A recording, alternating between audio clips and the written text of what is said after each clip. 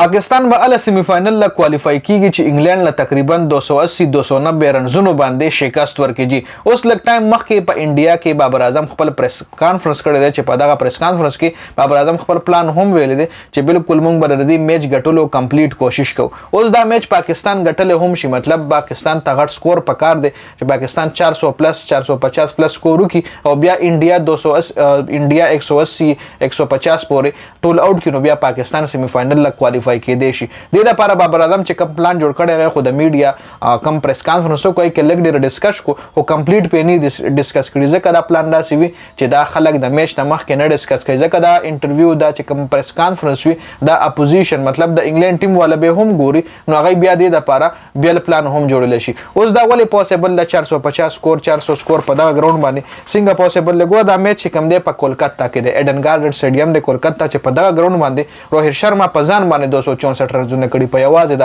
هایست سکور په دغه ګراوند باندې 264 ته جی.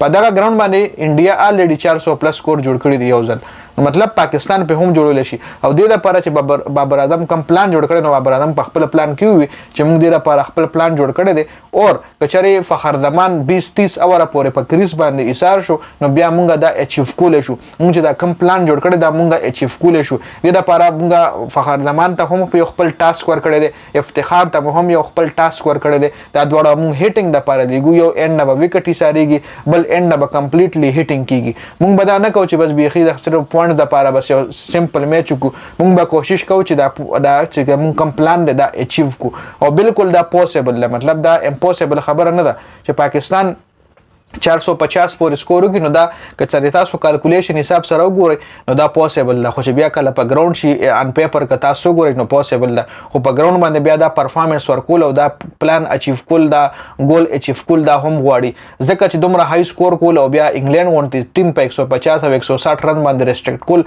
دا داسې ده چې لکه ډېره ګرانه خبره ده. امپوسیبل نه ده، ناممکنه نه ده، خو مطلب ډېر زیات ایفورت په غواړي. اوس مې د انډیا میچ د انډیا یو سپورټس چینل کتو چې یو دا پوسیبل ده، خو لکه داسې ده چې یو غر له تخیږي او هم ته په 2 منټو کې خیږي، مطلب په کم ټایم کې یو غټ ګول اچیو کول.